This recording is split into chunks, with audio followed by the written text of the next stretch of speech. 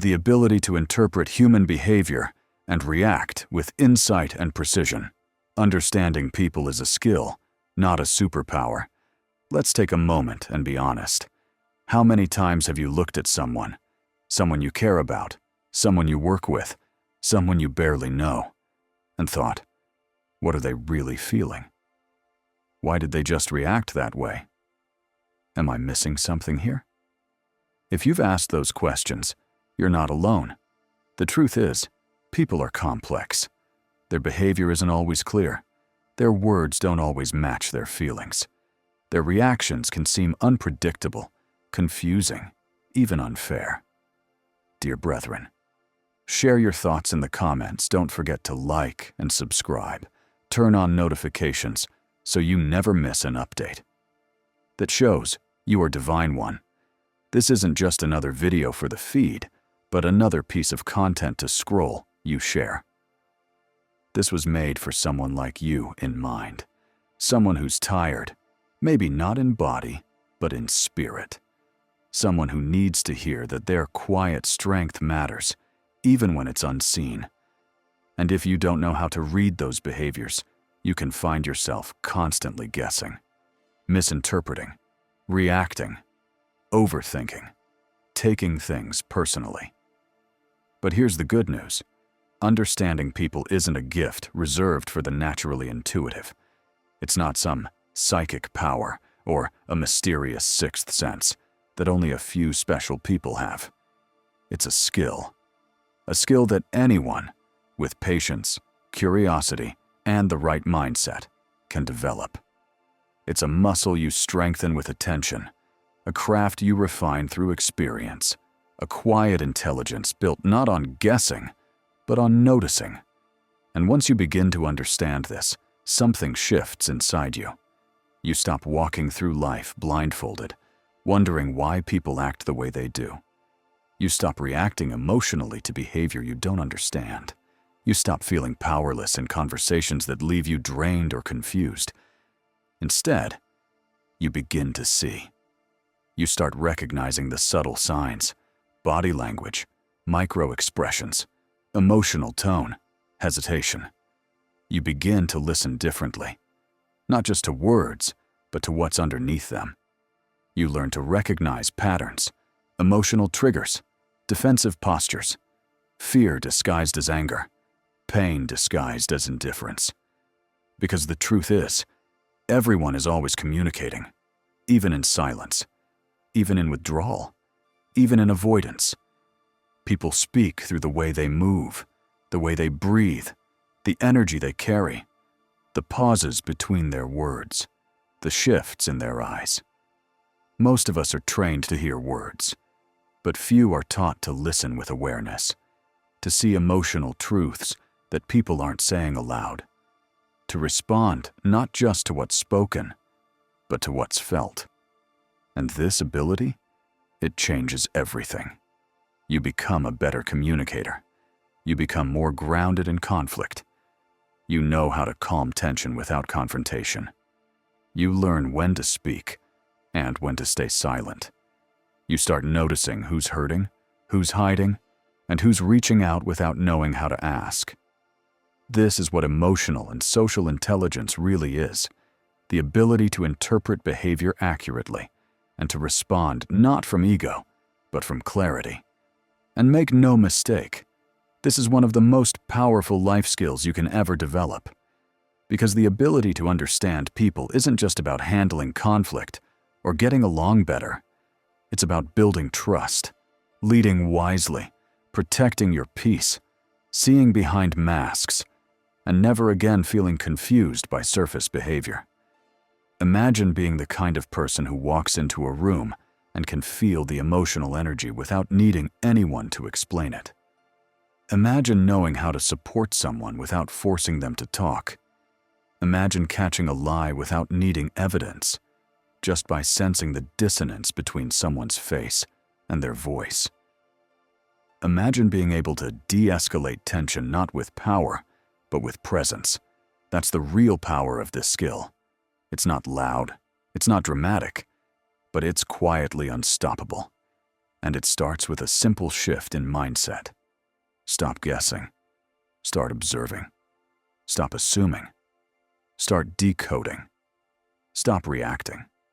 Start responding with insight and precision. Because the art of understanding people isn't about having all the answers.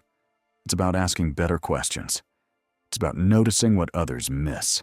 It's about learning to listen, not just to words, but to energy, intention, and emotion.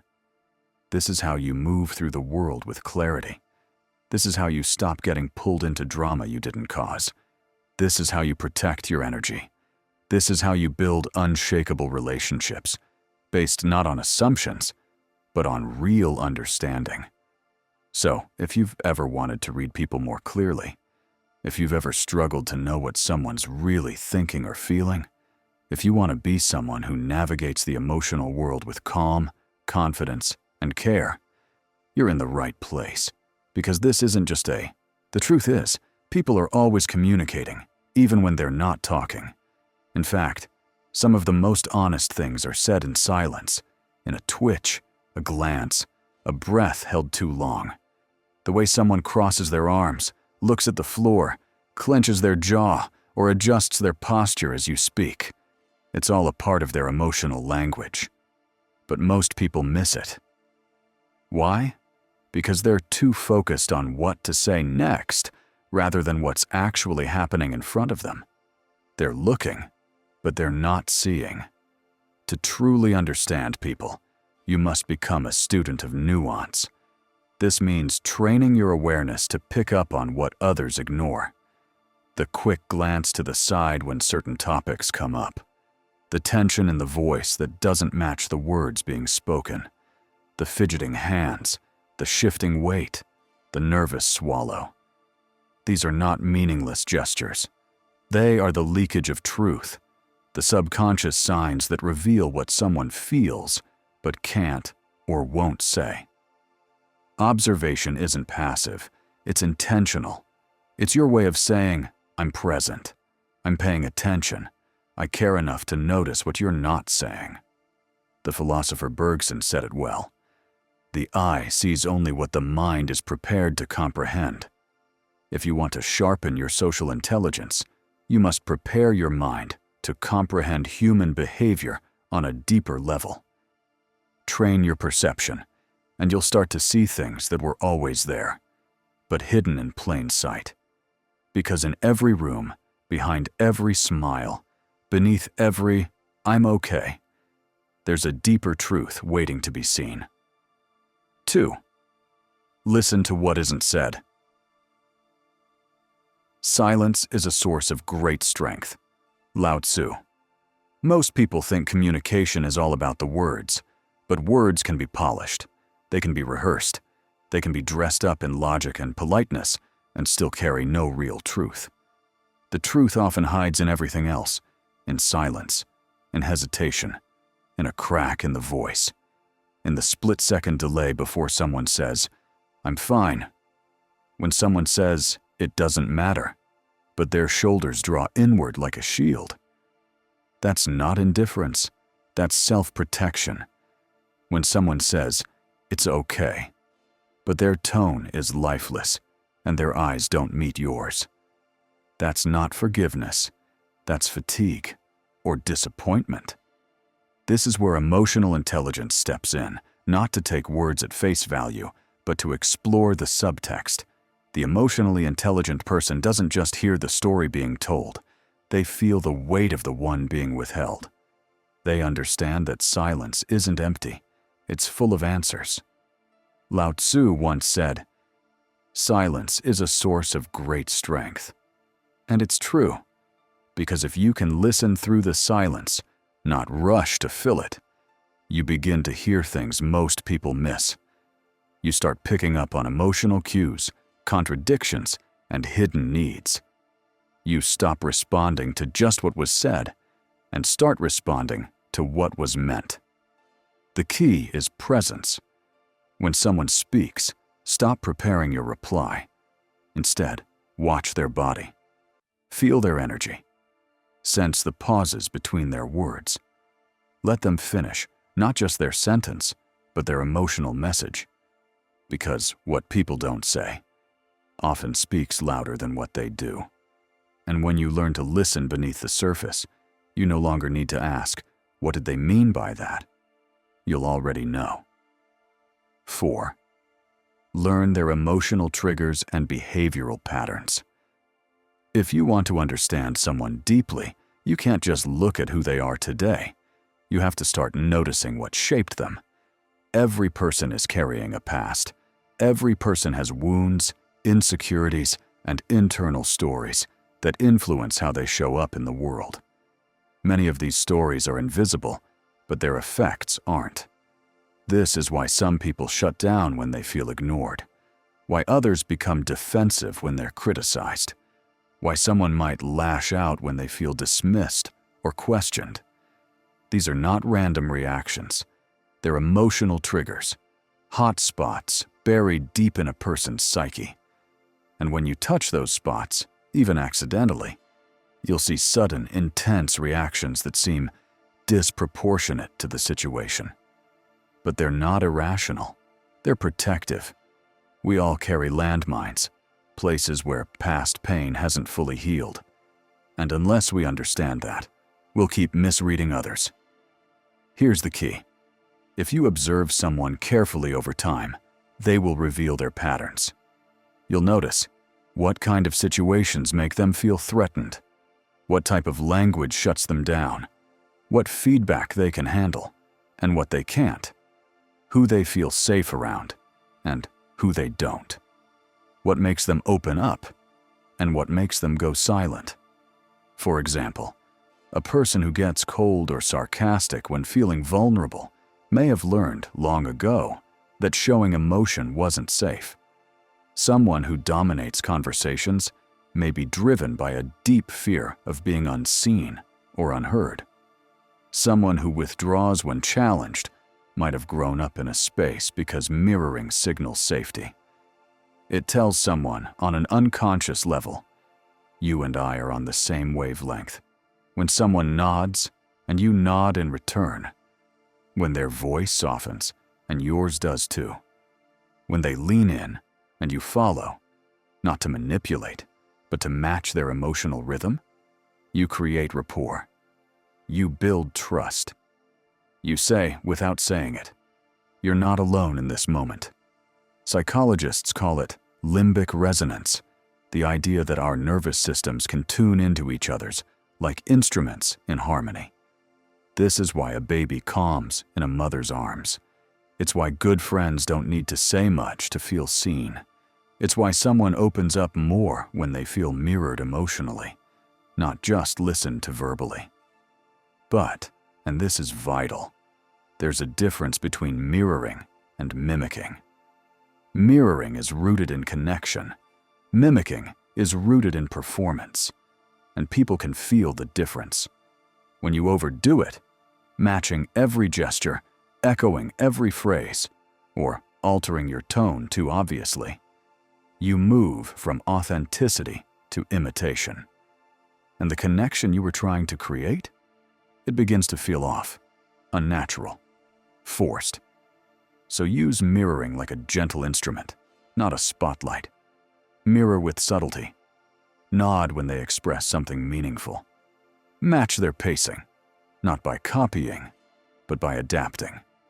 Align your posture just slightly, enough to signal presence, not parody.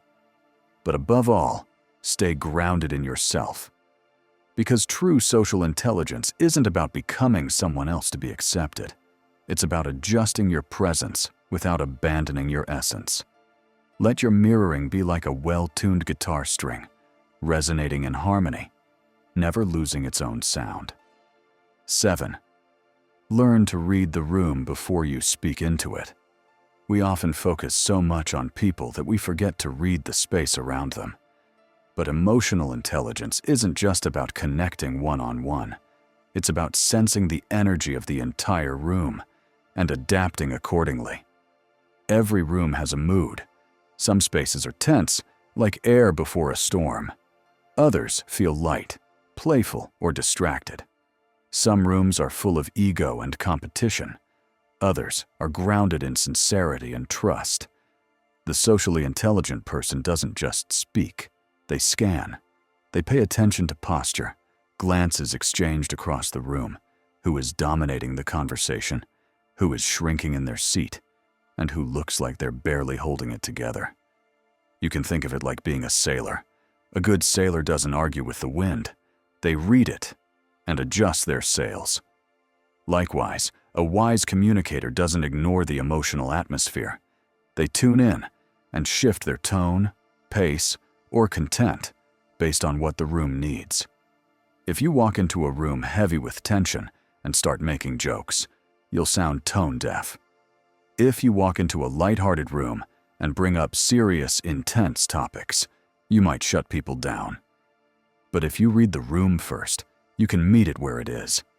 Then slowly guide the energy where you want it to go. Ask yourself, is this space receptive or closed off? Is there anxiety under the surface? Are people truly engaged or just pretending to be? Reading the room is a superpower because it gives you a sense of timing. And timing, more than talent or knowledge, is what makes your presence land with impact. 8. Speak the language of empathy, fluently and fearlessly. Empathy is often misunderstood. Many think it means being soft, passive, or emotionally fragile. But that couldn't be further from the truth. Empathy is not weakness, it's emotional strategy. It's the ability to understand someone else's world without needing to agree with it or lose your own ground. It's the art of seeing through someone else's eyes without losing sight of your own. And in complex social settings, it becomes one of your sharpest tools for connection and influence. Here's what empathy sounds like in practice. If I were in their shoes, how would I feel? What pain, fear, or belief is driving this behavior? What experience could have shaped their reaction right now? This is not about making excuses for people. It's about gaining clarity. Because once you understand why someone is doing what they're doing, you gain power. Not the power to control them, but the power to respond effectively. Empathy isn't about letting people walk over you. It's about understanding where they're walking from and deciding where you stand. Ask yourself, in a world overwhelmed by noise, the one who listens deeply will always stand out. In a culture drowning in performance, the one who feels deeply will always make the greatest impact. So don't just learn to read people, learn to reach them. Because when you master the art of perception and pair it with intention, you don't just change conversations, you change lives. And people will not just hear your words, they will feel your presence. That is the power of insight. That is the strength of precision. And that is how you become unforgettable. And how it works. The inner mechanics of reading people and responding with emotional precision. Have you ever walked into a room and felt like something was off, but you couldn't explain why? Or met someone who instantly made you feel at ease, like they understood more than they were saying? Or perhaps you've witnessed a leader, a friend, or even a stranger diffuse a tense situation, not by overpowering it, but by reading it, understanding it, and responding with calm, calibrated energy. To some, this looks like intuition. To others, it looks like charm. To the unaware, it even looks like magic. But here's the truth. It's none of those things. It's a cultivated skill, a deep form of social awareness, honed through observation, experience, and inner stillness. Not manipulation, not guessing games, not mind reading. It's the ability to interpret human signals, many of them silent, and respond not with impulse, but with insight. So, how does it actually work? Let's break it down into the deeper, invisible mechanics that shape this rare and powerful ability. 1. Your brain is always scanning the human environment, whether you realize it or not. Whether you know it or not, your brain is constantly decoding human behavior. It's doing this in every conversation, every silence, every group setting you step into. It watches micro-expressions that flash across faces in milliseconds. It registers the shift in someone's tone from warm to distant. It hears hesitation. It senses tension. It feels disconnection. You're not guessing, you're processing. But for most people, all this is happening beneath conscious awareness. Their nervous system is gathering data, but the mind is too distracted to notice. So they miss the signals. They overlook the patterns. They misread the tone. And that's where the difference begins. Because the socially intelligent person doesn't just feel something is off. They investigate why. They bring their subconscious intelligence into conscious attention. In other words, they don't just react. They observe the reaction, decode the signal, and then choose their next move. That's not just awareness. That's applied perception. A philosophical insight. As the ancient Greek philosopher Epictetus said, "We have 2 ears and 1 mouth so that we can listen twice as much as we speak." But in this context, listening is more than hearing words. It's about listening to tension, to rhythm, to what someone is not saying and how they're saying it. 2. This ability is rooted in evolution and refined. Through attention. Long before we had language, we had signals: raised eyebrows, lowered shoulders, averted eyes, a tilted head. Back in tribal life, these signals meant everything. They told us if someone was a threat, if they were wounded, if they were loyal. Survival wasn't based on how well you spoke, it was based on how well you could sense. Fast forward to now. Our context has changed. Our environments are modern. But our brains? They're still ancient. We still rely on these primitive cues, whether we know it or not. So, when someone says, "I'm fine," but their voice shakes and they don't make eye contact, your nervous system knows something's off. It remembers. It registers the disconnect. The challenge is, most people override this instinct. They explain it away. They push forward. They don't trust what they feel. But those who are emotionally intelligent, they slow down. They pay attention.